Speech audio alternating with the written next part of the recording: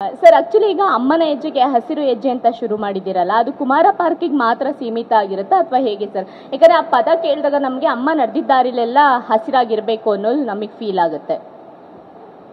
ಸದ್ಯಕ್ಕೆ ಕಲಾವಿದನಾಗಿ ಇಷ್ಟು ಮಾಡಬಲ್ಲೆಮ್ಮ, ರಾಜಕೀಯಕ್ಕೆ ಎಂಟರ್ ಆದಾಗ ಬೇರೆ ಎಲ್ಲ ಮಾಡೋಣ. ಎಲ್ಲ ಕಡೆ ಇವಾಗ ಇಷ್ಟೇ ಇರೋದು ನನ್ನ ಹತ್ರ. ಬಟ್ ಎಲ್ಲಿವರೆಗೆ ಕೈ ಹಾಕಕ್ಕಾಗುತ್ತೋ ನಾನು ಹಾಕಿದ್ದೀನಿ, ಮಾಡ್ತಾ ಇರ್ತೀನಿ.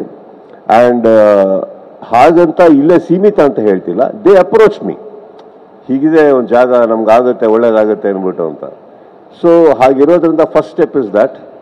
And as I told you, ಇದು ಕಂಪ್ಲೀಟ್ಲಿ ನಾನೇ ಮಾಡ್ತಾ ಇರೋದ್ರಿಂದ I don't have any support system coming from outside. I would love to do as much as I can when it comes to my mother, and in her name any social activity, I will not hesitate to do anything. I will not. Hi sir. Mike. Sir. ಈಗೇನಂತಂದ್ರೆ ಈ ಒಂದು ಹುಟ್ಟುಹಬ್ಬಕ್ಕೆ ಅಭಿಮಾನಿಗಳಿಗೆ ಪೌರಾಣಿಕ ಪಾತ್ರದಲ್ಲಿ ಕಾಣಿಸಿಕೊಳ್ಳುವಂತಹ int ಕೊಡ್ತೀರಾ? And ಇನ್ನೊಂದು question ಏನಂತಂದ್ರೆ, big boss ಸ್ವಲ್ಪ ದಿನಗಳ ಕಾಲ ಮುಂದೆ ಲೈಕ್ ಪೋಸ್ಟ್ಪೋನ್ ಆಗಿದೆ ಅನ್ನುವಂಥ ವಿಚಾರ ಸೋಷಿಯಲ್ ಮೀಡಿಯಾದಲ್ಲಿ ಹರಿದಾಡಿತ್ತು. ಸೊ ಅಭಿಮಾನಿಗಳಿಗೆ ನಿಮ್ಮ ಸಿನಿಮಾವನ್ನ ಕೊಡೋದಕ್ಕೋಸ್ಕರ ಏನಾದ್ರು ಪೋಸ್ಟ್ಪೋನ್ ಮಾಡಿದ್ರೆ ಮಾತುಕತೆ ಮಾಡ್ಕೊಂಡಿದ್ದೀರಾ ಅಂತ? ಪೌರಾಣಿಕ ಪಾತ್ರದಲ್ಲಿ ಬಿಗ್ ಬಾಸ್ ಅಲ್ಲಿ ಕಾಣಿಸ್ಕೋತೀನ? ಅಲ್ಲ, ನಾನು ಎರಡು ಕ್ವಶನ್ ಕೇಳಿದೆ ನಾನು.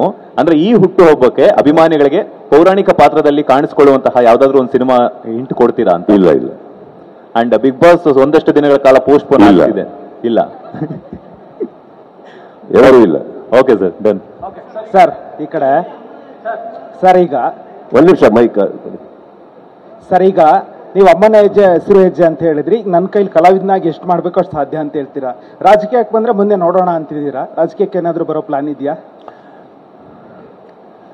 ಗೊತ್ತಿಲ್ಲ.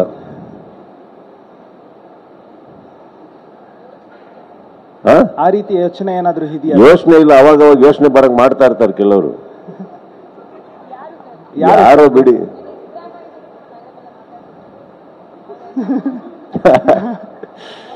ಇಲ್ಲ, ಸಿದ್ದರಾಮಯ್ಯ ಅವ್ರ ಪಾಪ, ಅವ್ರಿಗೆ ಆಲ್ರೆಡಿ ಅವ್ರದೇ ತಲೆನೋವುಗಳು ತುಂಬಾ ಇದೆ. ನನ್ನನ್ನು ಸೇರಿಸ್ಕೊಂಡು ಯಾಕೆ ಅವ್ರಿಗೆ?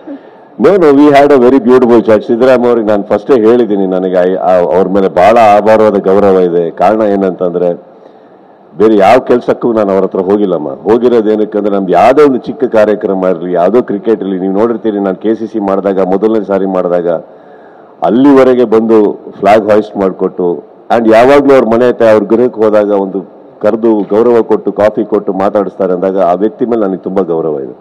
ನನಗೆ ಪರ್ಸನಲ್ ಆಗಿ ಏನೋ ಕೆಲಸ ಮಾಡಿಕೊಟ್ಟಿದ್ದಾರೆ ಅನ್ನೋ ಕಾರಣಕ್ಕಂತಲ್ಲ, ಅವ್ರು ಸಿಕ್ಕಿದಾಗ ತುಂಬ ಪ್ರೀತಿಯಿಂದ ಮಾತಾಡ್ತಾರೆ. ಅದನ್ನು ಮಾತಾಡ್ತಾ ಇದ್ವಿ ಅಷ್ಟೇ, ನಾವು ಬೇರೆ ಏನಿಲ್ಲ.